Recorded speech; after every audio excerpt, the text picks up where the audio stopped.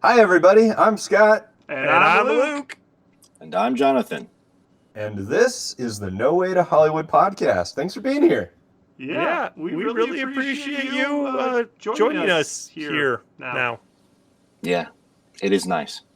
Tonight, we're going to get an update on the coronavirus situation in Hollywood, as well as talk about the Academy Award-winning Best Picture from this past year. Way to spoil it, Scott. By the way, spoilers from here on out. Yes, super duper spoilers. I mean, we might just say that at the beginning of every episode because, we pretty much spoil a lot of stuff. We are pretty spoiler free. We're like gun toting Wild West, just like spoiler. Yeah. You guys should know this by now, but spoilers. All right, Jonathan, let's get that update from you. All right, so just a couple things that have been in the news lately for film stuff is, so I mentioned this when we did our coronavirus episode, that the Trolls World Tour was going to have a video on demand release, right? It was going to be this movie that just came out straight up on video on demand, skipped theaters entirely in a way, because there was no theater to be going to. So they released it on video on demand. It would seem, and this is like kind of pop statistics from Slash Film, but it would seem that in the 3 weeks that the first 3 weeks that Trolls was out on video on demand, they made more money than the first Trolls made in 5 months in the theater. Wow. So that's just some pop statistics. I mean, there's multiple things going on there. Like, you could be truncating. Like, theaters can only hold so many people. Video on demand can hit everybody at once. You've got a level where when you're going to schedule a time to get to the theater, as you know, it could be that all the parents and everyone who wanted to see it would just happen in a shorter period of time because of the ease of access on demand, as opposed to trying to get to the theater and all that. Truly just scheduling and kids and when do I get to go this and do that. Also, it could be that Trolls was, it was the first movie. I mean, granted, it's based on a toy, but it was the new property, a new movie. No one knew if it was going to be any good. I assumed it was going to suck. I'm pretty sure I'm right. But they made another one, and people who maybe found it and liked it, they liked that first one, or liked that Justin Timberlake song from that first one, may just be like, oh, yeah, let's check out this Trolls 2 movie. And also coronavirus. I have nothing else to do right now. So there are other factors obviously in play. This is a coronavirus statistic, not just an average. We just did this, and this is what happened, obviously. But it is interesting. Now, the really interesting thing that comes out of this is, beyond just that basic stat, is Universal is the one who has Trolls World Tour. And as we are getting closer to a time frame when people are hoping theaters will reopen, some are hoping June, some are hoping July. Most theaters are hoping by July they can do it. They want to get back in the game for Tenet and Mulan, which makes sense. Those are two big movies they want to get back in the game for. I believe that there was some talk of potentially doing Trolls World Tour and putting that into theaters. And AMC theaters came out and said, you put it on video on demand, we're never showing Trolls World Tour. We're never showing any of your movies, actually, by the way, Universal. Screw you. Something to that kind of level of extreme statement from AMC. Wait, so they went from like, we're not going to show this one movie because there's no opening weekend potential to we're not showing any of your movies ever? Right. So it's not a very strong position because, Universal makes lots of movies and you're going to want them in your theater, which is where the people who own Regal Cinemas came out and said, we will not show Trolls World Tour. We will not show any movie that is first released on video on demand. That's something we're unwilling to do. It takes away any incentive we have to put it in our theater. So we're not going to do that, which is a much stronger, reasonable position. I tend to think that that's a great choice for them to make. I mean, it's holding whatever position they have to say, hey, if you're going to release a movie, we want it here first, and we want exclusive rights. So, okay, if you're not going to let us have that, we're not going to show your movie. Yeah, the AMC also thing consider just doesn't this. make any sense. Just doesn't. Okay. Yes, it's one of those things where we kind of most people expect AMC at some point to rescind their statement and not stand by that and say, well, yeah, not this movie or this movie, but yes, we will obviously show Fast and Furious 9 because those movies make stupid amounts of money, and we want a piece of that. Assuming, of course, that we get back to theaters. The other thing that's interesting is another reminder of how the economics work is when you don't have to split proceeds with a theater exhibitor, you know, and you just go on video on demand, and you still charge $20 per ticket everywhere, then you get all the money. Oh yeah. Right? Like, that's the thing, right? Like, you make a way bigger percentage off of that money. And even the theaters that are trying to make money off of the movie make far more money off of concession sales. We've always known that. Far more money off concession sales than they've ever made off of the film tickets. You know, a large chunk of that goes to the that's why your popcorn the is studio $90. anyway. Yeah. Right. Amazing. Right.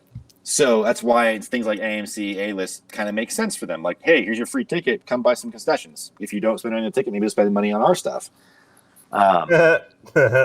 Sorry, I'm not the person that does that. They're losing so much money on me. Right, but like when you do enough movies, you still accrue rewards points, and then that's like $5 or $10, and then you go get a popcorn anyway. That's what I do, bro. I give me some of that popcorn when I've got the monies from all the time I saw the movies. All this is to say, we have now entered a time where even if it's just a stupid statement, we're starting to get some like studio versus movie theater versus video on demand. Some of the stuff that we knew was kind of coming and wondering about and was sort of maybe coming anyway, besides this pandemic showing up in the first place, is now happening. Now it's people are making statements, and it's what's going to happen when we get back in the game, and just something interesting to keep our eye on. So that was sort of the big news in my mind as far as this week in film news and the larger context of what's been going on. Yeah, sounds pretty interesting. I think we could almost do a whole nother episode just on that at some point. But let's go ahead and get into the movie Parasite. This was a first time we had an Oscar Best Picture from a foreign country. We have all seen this movie now and all have our own thoughts on it. Only took 12 episodes. Only 12 episodes? 12, right? 12 episodes? Oh, 12 episodes. Yeah. 12 weeks before, I convinced these guys to watch the movie. 12 weeks, guys. We had to have access. We had to care. We had to, actually sit down and watch it. That finally happened after 3 months. I see. Well, why don't we start with just some general impressions of the movie? Luke, you want to start us out? Sure. So what got me interested into this film most was a video essay by Thomas Flight on which film should win for best film or best editing. And he picked Parasite and talked through why. And that was really fascinating to me. And I was like, I gotta go see this film. Having watched it, there is some masterful filmmaking going into this, which is great. So that was a ton of fun to watch. The questions the film raises, the stuff that it goes into, that wasn't as interesting. There was some interesting stuff. The plot twists were interesting, but I wasn't like, it was more like, okay, I can see what you're doing with your world. And overall, things that happened, I was like, don't really buy some of this stuff. But from a just technical, well-constructed story, knocked it out of the park. So that's the short version. Jonathan? It's fine. It's definitely engaging filmmaking. It is good quality filmmaking. The craft is being done well. From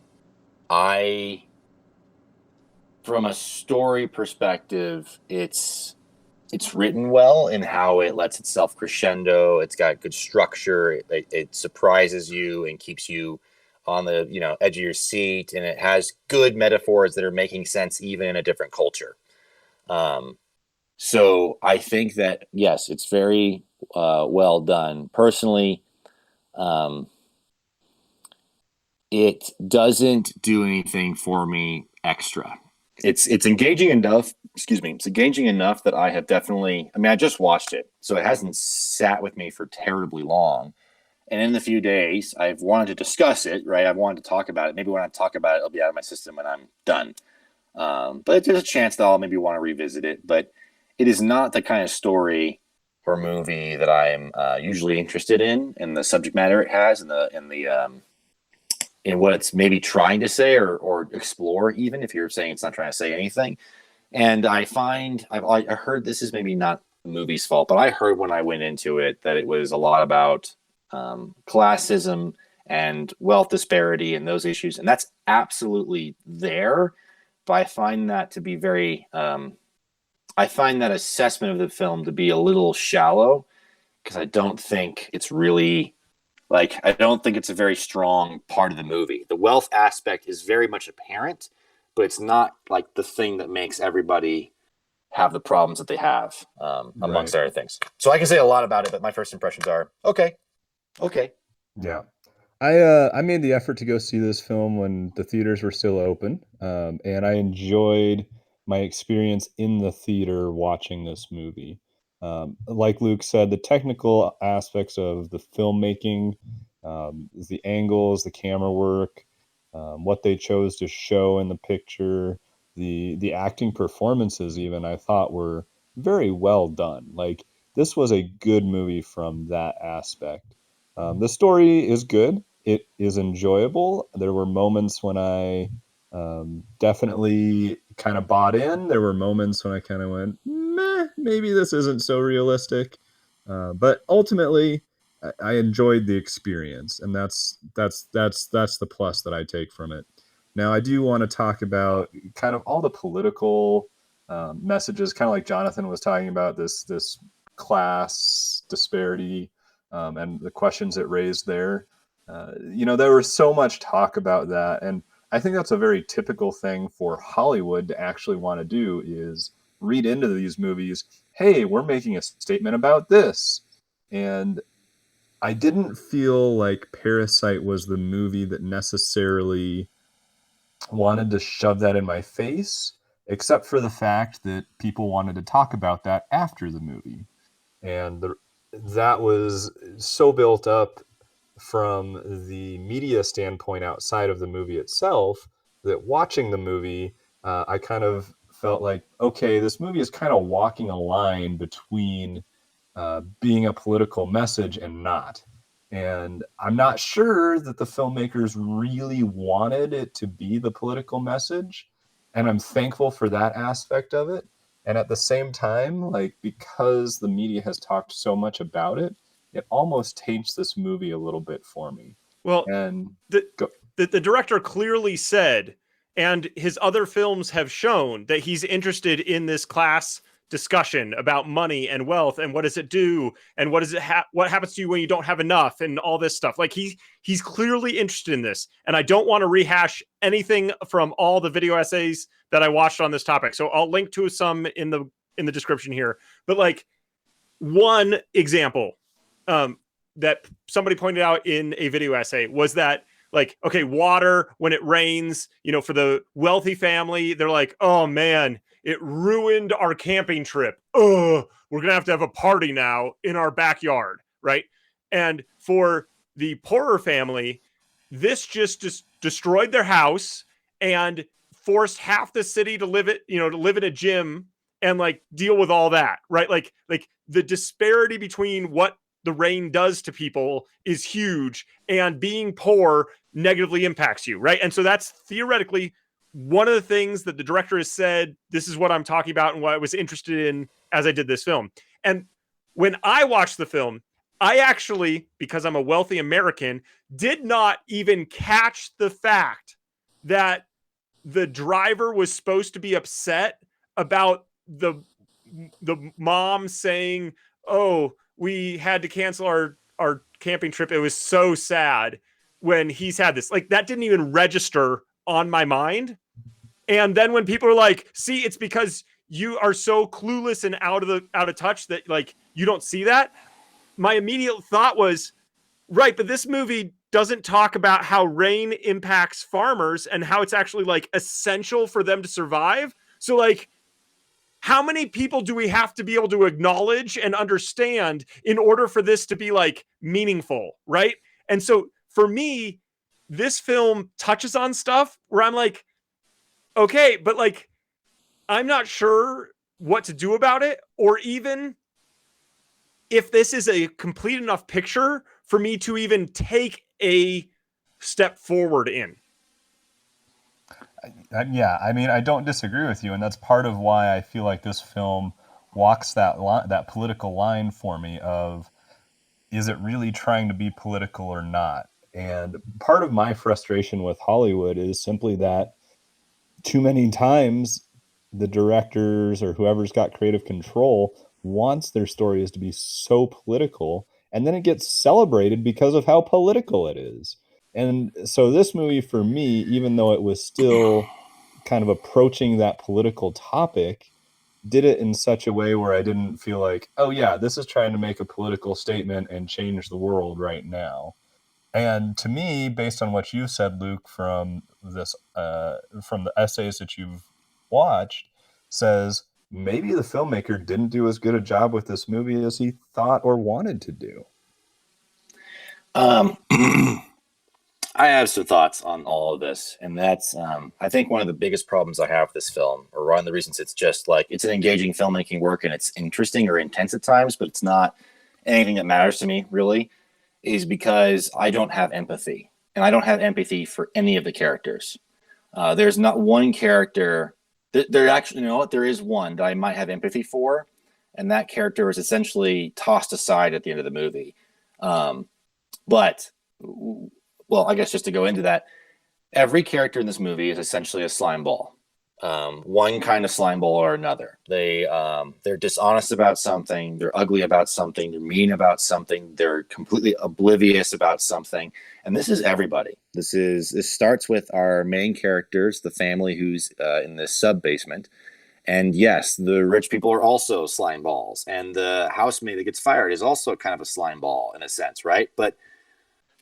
But there's no, if you want to say that maybe wealth or class is the reason for X, Y, or Z thing, that premise does not stand with me in this film, because every single person in every single class or wealth area has issues, has character flaws, has serious character flaws that make me not want to watch them or like them at all. Right, but the film's not saying that if you're wealthy, you're more flawed.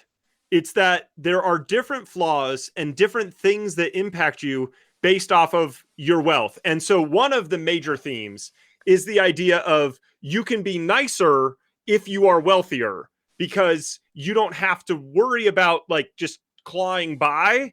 You can actually be kind, but you also aren't nice because you want to stay away from those unwashed mashes, right? Well, there was a lot of kindness in this movie that was very fake. And you kind of you see the reality of that when they're hiding underneath the coffee table, which I'm not sure I bought as a good hiding place to begin with, but I'll leave it there. And, they hear the comments that they're making about their servants, that they're always kind to their face. And you're kind of like, oh, yeah, no, these people don't really like their servants. And the comment that always sticks in my mind is the comment about the smell of the dad or the driver from the husband. And it's well, if that's the case and he's literally less than 10 feet away from you right now, how come you aren't smelling him right now? That was the question I was asking, not why are you mean to his, or nice to his face and then mean behind his back. Well, he does smell him in that scene. Let me ask you a question, Luke. Is there actually a thesis in this movie? Is there a thesis? Is there anything that's being said, or is it just like, look, here's this, this, and this, and everything went bad? So from the essays that I've watched, what it is saying is that at a certain level, you cannot raise out of that level just in your lifetime. It's impossible to better yourself. And so there's this myth, at least in America, right, where you can lift yourself up by your bootstraps and all that stuff. And this film is saying, for the vast majority of people who are in a bad situation, they literally cannot bring themselves up. And so that is the story of this family, that like, no matter how clever, no matter how lucky, no matter how dishonest or whatever else, you cannot scramble your way up to the next level. You can't do it. I guess, and maybe I'm just an American who believes in the myth too much, but I think within the world of the film and the way they set things up, even with the idea that even the very beginning character, like he has to like forge documents or whatever to get the job, I'm not even entirely sure that that's true, right? Like the very first thing that happens, if he had gone in there and been honest, quote unquote, right? If we just want to, replay the movie, just to start at the very beginning, just say he goes and tries to get this job as a tutor, and he actually is honest about it. Would he have gotten the job or not? It seems to be more about whether or not he, quote unquote, has this connection with the girl or whatever, right? She wants to see how he teaches a lesson, and he could have done the same thing either way, right? Is that not? Can we just go back? No, that's fine. Yeah, go for it. Yep. Right. Okay. So, that's a job. That's apparently a high-paying job, right? Now, it's not going to change the whole world in one day. It's not going to change his whole family's world in one day, right? But here's the thing where the movie doesn't make it impossible in my mind. If that's possible, if I can see that line, and it's like, you don't need to be dishonest, you don't need to do this, that, or the other, you can actually get a job and at least get a decent wage and potentially do something with that, right? If you're going to make that a possibility in your world, then I don't believe that it's actually truly impossible to do anything. Let me give you a counterexample. Here's a movie that actually talks about wealth disparity in a good way, in a way that makes it feel like, holy crap, you can't get out. And that is a movie called The Bicycle Thief. Have either of you seen that film? No, I know it's a film. Is that you talking about the Italian bike thief? Yes. Yeah, I've seen it. Yes. Okay. The whole reason that movie works, in my opinion, there's two things that go on. One, the main character is completely empathetic the entire time. And two, the whole thing is watching a person go from having hope to getting out of the situation or having at least the ability to get by to watching why they would become just as bad as the person who stole from them in the first place. Someone steals their livelihood, essentially, and you watch what happens through a day and see the depression and the despair that leads to somebody feeling like they can't get out, and they will then do the same thing that someone did to them, and they'll try to steal. And instead of getting away with it, right, they get punished for it. All that just to say, that film is superior in my mind is trying to even discuss, like, even if you're trying to discuss that thesis, that idea of you can't get out, Parasite in its world does not make me believe that's actually reality. What it makes me believe is that everything that the film seems to support in my reading of it, personally, is that wealth disparity aside, and because again, it doesn't seem to be that big of a deal. It's an important, it can make you can be more kind if you will, but we see how no one's really kind. Everyone's just out for themselves. The whole thing with this perspective, the thesis I see, the closest thing to a thesis I see is just that everybody sucks. It's a dog-eat-dog world, and you shouldn't make any plans because it's a dog-eat-dog world and everyone sucks. That's the actual thesis of the movie, which I don't know that I believe that either, but they've made a world that supports that, where everyone basically is super flawed, super messed up, and it's all the people's flaws that make everything blow up. It's not really class disparity. It's not really a political message. It's a human message about humans suck and they screw things up. And if you really believe that there's no hope for humanity, right? If you believe there's no actual kindness, there's nothing that's not dog eat dog selfishness in every person when you get down to it, right? If you really believe that, then I can totally see why you would believe this film goes the way it goes.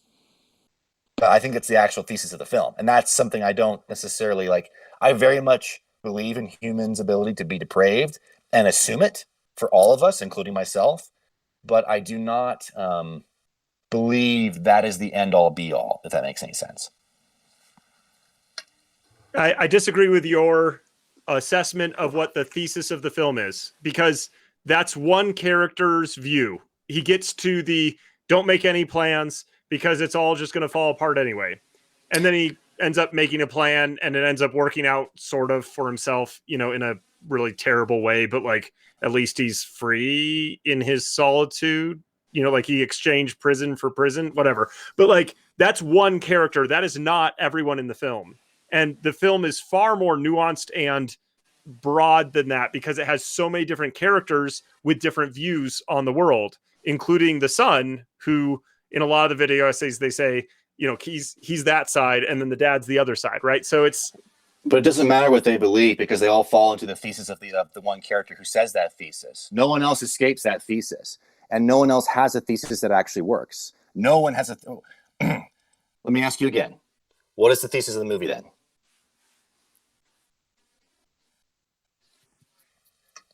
Well, I can repeat what I said before, but like, that's not what you're asking.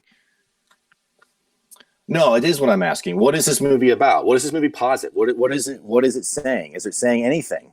This movie says the system of the world is such that right now, someone who is in a low status situation cannot, no matter how hard they work or whatever, get out of that and get up to the next level. And I think the movie just proves it within the first 10 minutes. It proves its own thesis in the first 10 minutes. It just says that, well, then he gets dishonest, and then he tries to get his family into here, and he tries to do this, and then from that point on, it's all about character flaws being the problem, not about the inability of the system to get out. That's my read. Your read is that had he gotten the tutor position and been content in that, he would have made enough money to eventually get a better house. Even for himself, potentially. I have no idea, but the assumption of the world is that's a really big deal because it's this high-paying job. That's why he wants to go do it. He blows off the pizza thing, right? Because this is a real, actual high-paying job. And from everything we know, the wealthy person, it seems to be a big deal. It's a big enough deal he wants to get the rest of his family involved, right? And that's the thing that keeps on throwing me off the entire time. I'm like, why don't, and this is my personal views, my personal pragmatism, whatever, my middle classes, whatever you want to call it. But I'm like, hey, you all have a job, even if you got dishonestly, right? Like, why screw around at the house? Just save your flipping money and just like do something with it. Get your own place. I mean, it's not going to be the same. No. And that's the whole thing where it's like, again, to me, that's the movie does not, the story does not to me support this idea of like truly you can't get out or truly it's a system thing or whatever. It's you can't get out, but the thing you can't get out of, the movie actually proves you can't get out of, is character flaws, not wealth. Because wealth is immediately achieved in the first half of the movie. And it's gotten dishonestly in all cases, but that first one is so close to being it never needed to be dishonest, and he just thought he had to be dishonest. And then he chose to be dishonest about trying to get his sister in without calling us, that whole thing, right? There's dishonesty everywhere. But even that, his whole getting in is barely dishonest, if anything, because he just gets in, gives the documents, and even that's brushed aside. So even his dishonesty doesn't work, right? It's him who gets the job, fundamentally. And so from that very beginning point, when that's the first thing that happens to this character, in the very first 10 minutes, you say, he can't get out, except he just got out, or he got an opportunity to maybe do something. Right. We don't know if it's enough to get out, but I think this is an example of you or us in our situation, right? So like, I want to pull it from our personal lives, but like, that doesn't make sense in the context of this thing. But like, we could get a job working at McDonald's.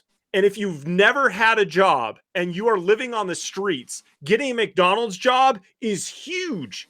Even if they pay you, not quite the $15 that everybody wants. Like from nothing to that is huge.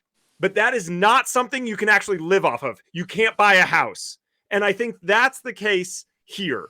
Now, the film does say you just made a ton of money, right? But like, it's not actually enough for them to move out of their sub-basement. Now, we can postulate and say, if you guys had saved, well, maybe. But I think the point that I kind of agree with is that it isn't so much about the job or the effort they're putting in. It's, these are people that, it seems to me like it's a pretty good scam they've run more than once in the past, right? The way that it gets set up, the way that they get their entire family in, like the way they even talk about it in their own apartment later on, like this is something that they've done before. Like these characters, despite the fact that they want to get ahead in this world, their choice is to do it deceptively and in a way where when they fail, you're okay that they fail. It's a character thing, not necessarily a class thing. And I agree that there's like character choices and things that are their fatal flaws, right? Like, I'm not saying that the system is the problem. And I think that the film isn't trying to say that the system is this problem. It's saying that the system has this problem and people, because they are broken, are going to continue to fall down the cycle of this because there isn't something else, right? Like, okay, well, and this is where I have a really hard time. And Luke, out of the three of us, I'm betting that you're the most likely to enjoy a movie like this, or any movie that does a drama or talks about a system or this sort of thing. Like, you're the most likely to appreciate it, to understand it, to care about it. My viewpoint when these films come out is I sort of watch, and it's it's a movie, it's a story. You're writing something. How detailed, how real can you make it? Okay, so like it's got to take some liberty somewhere, but there's just something to me about. At best, this movie's a morality tale about like, hey, maybe don't be an a-hole, and maybe things will not be as bad as they are. And the only thing is that like I can see the sort of like stuckness thing, but that happens at the very end, right? Like the very end, by the time we're done with all the crazy, and now all these people are dead, and all the whole thing of like, I'm gonna go buy that house and get you out. It's like you understand that that's not possible. You understand very clearly like that's not going to happen. You're not going to get there, right? That's an underdog story that you could start with that story somewhere in some other movie and make an underdog story about him getting there, but it's not going to happen. Not in this universe, not in this world that he's just established. And that makes sense. And I understand that. I understand that sort of ending point to everything. I also understand and this is the other thing is like, there's this other idea about like, how do people view you, which is the whole thing with the dad, the driver. Yes. And like, he's very oblivious to himself. And I think that's so the whole thing's a smell. The whole thing with him is smell. And so the very beginning is a fumigation, and everybody in the family is like, this smells awful and it's the worst. And the only person who doesn't care and doesn't seem to notice is the dad, who is then the person who's like, you smell, you stink. And he's the one who's really bothered by that statement, right? So he's oblivious to himself or what his position is. And he's really offended and hurt by this like statement of you're this way, you are this person, you smell this way. Or to say that your smell, whatever that may be, is not good, and that is you, and he doesn't like that equation. Whatever it is, which again, he doesn't like it, but he's oblivious to it for so long. He starts to realize it. It gets him really frustrated because these people are basically commenting behind his back about it, and or opening the window, or whatever, which makes complete sense. But he then gets to the point of rage where he's going to stab somebody and everything in this situation instead of take care of his own daughter. Like, he's such an oblivious character in a lot of ways, like so randomly myopic by the second half, and in the first half very oblivious that I have a hard time trying to figure out like what's that about? Like, what are you saying? Anything? What are you exploring in that? What are you trying to get at with that? And again, if you're getting at anything, the only thing I can see is less of a it is, again, I think of it as character flaws, but then again, I go in with a worldview that I'm sure is incredibly different than potentially your average person, let alone the filmmaker's worldview. And I don't know if there's assumptions or even just cultural, like Asian culture, Korean culture assumptions about various things that I just don't understand and don't see. Like, I don't know. So maybe I'm missing some language. Maybe I'm missing some setup for this. But being an American watching the thing, right? It's yes, it's very much character, not system. Very much character, not class, not being stuck. I keep seeing opportunities, and not being boxed in. And I keep seeing opportunities for grace and mercy, not like, well, of course you call the cops on these people in the basement, right? Like, I just see people being mean to each other the whole time.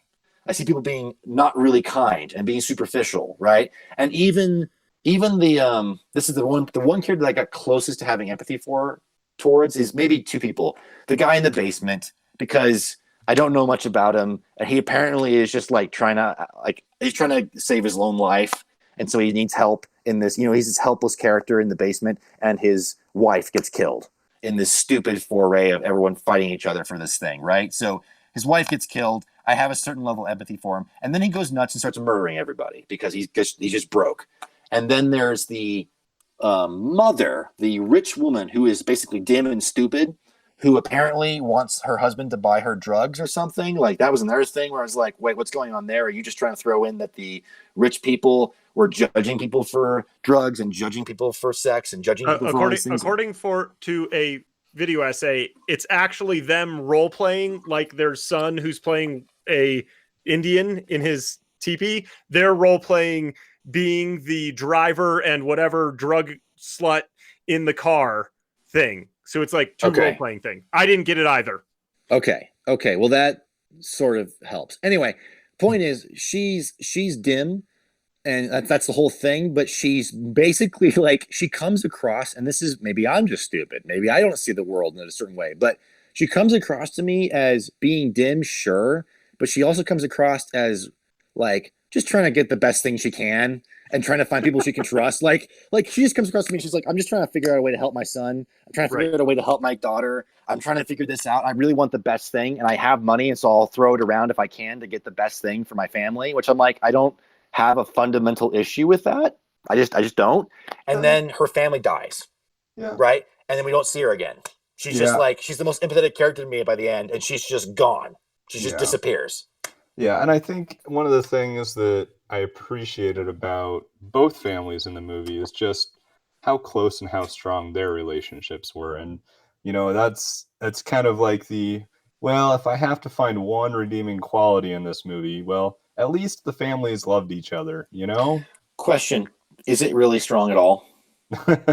No, seriously, like the rich family, and this is one of those things where, do you guys know either what the dad of the one family, the poor family, he is talking to the dad of the rich family, and there's sort of this plant and payoff thing about like, oh, you really love your wife, huh?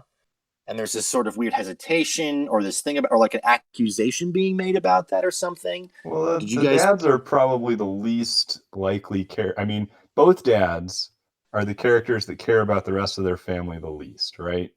They're ultimately the characters that everybody, you know, everyone loves that. Their family loves them, but how much do they really love their families? And you can see that, you know, their actions are more based on their personal selfish beliefs rather than, you know, the wives who or the kids who are actually, you know, kind of loving on their parents to a certain extent. I don't know. I guess I see maybe the moms might be somewhat caring and loving of their family.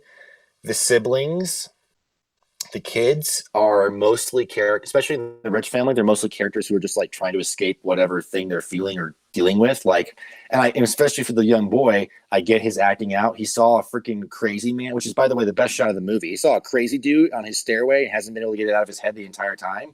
Yeah, that messed me up too. Like, you know, I have a certain empathy for what he's trying to grow through, and he's just a kid and he doesn't know how to get through it. So he's just kind of like, I don't know, I'm acting out.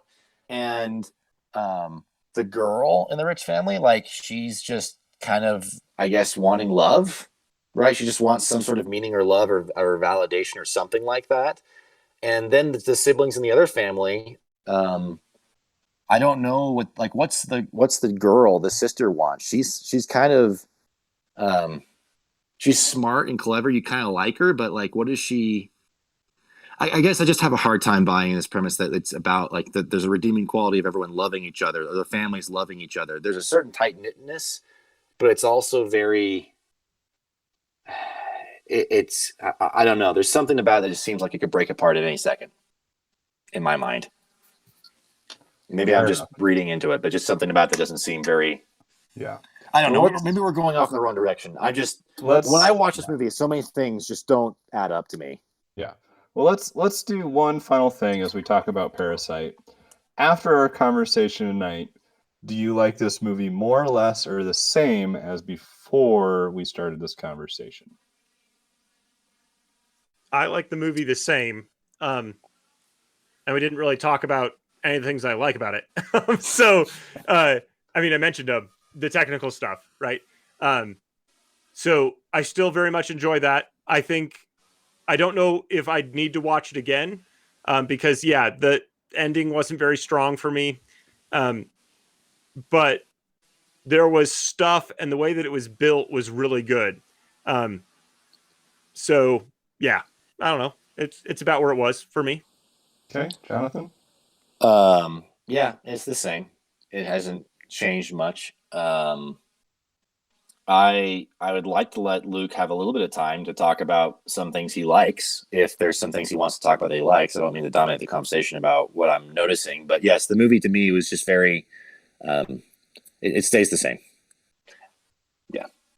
That's interesting because for me, having had the conversation that took us more down that political road, I'm finding myself kind of waning on my interest in this film a little bit, and it's a lot of my frustrations with Hollywood. I get that, but Is it? end, Sorry, is it even Hollywood? It's Korea, right? It's an independent film by a guy who's been liked by Hollywood, but is it even Hollywood? Because it's an independent Korean film, right?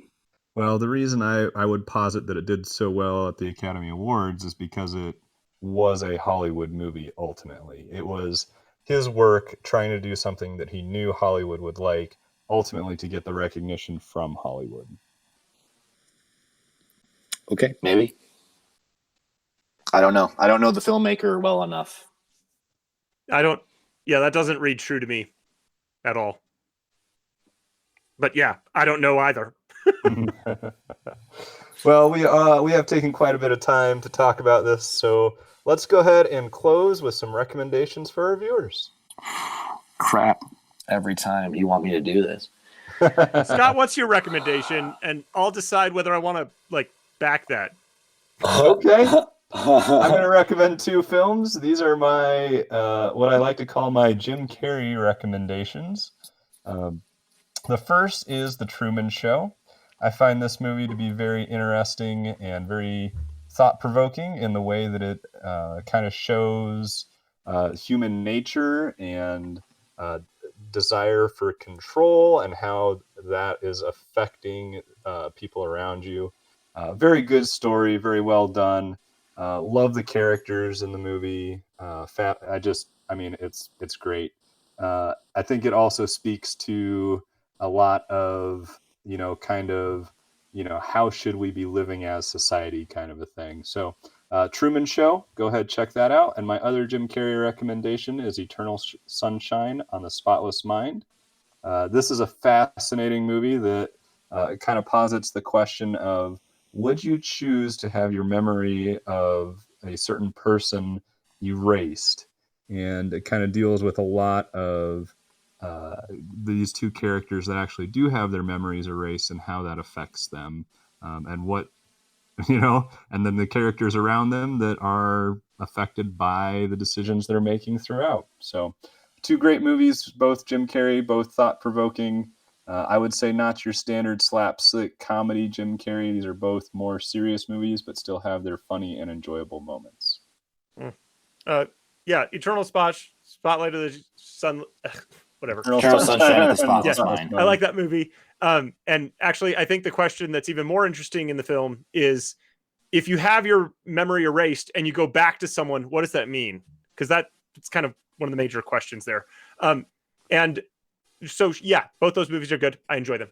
I would also say, thinking of Class and stuff like that, if you just want truly bad and then good people who may not be the most morally whatever because they're fighting the badness, Disney's animated Robin Hood, you can go with that one. That's a classic. I mean, that is an absolute classic, Luke. Great movie. Yeah. Okay, cool. Robin Hood and Jim Carrey movies. I don't know. I got nothing on class disparity as far as films. The only thing that came to mind is The Bicycle Thief, which I'm not sure I want to recommend because even though it's a well-done film, it's very depressing. It's just if you want to explore, it's a very well-done film. It's a black and white film from Italy, and I think it does a great job of making you care about somebody and then watch them go through crap. Now, because I'm me, would rather say, hey, if you don't know about the TV show Community, it's on Netflix right now. It's a stupid, funny show. That's all it is. It's just funny. It's clever. It's got fun satire or little things. It's a blast, I think. So if you're looking for a pick-me-up, or it's just something that might tickle your funny bone, maybe check out Community on Netflix. Well, thank you for the time that you have all taken to join us. We hope you've enjoyed our conversation, and we'll see you again next time. Don't try and murder people with rocks in your basement. Maybe if you're just honest and honorable, see where that gets you. I don't know. Bye.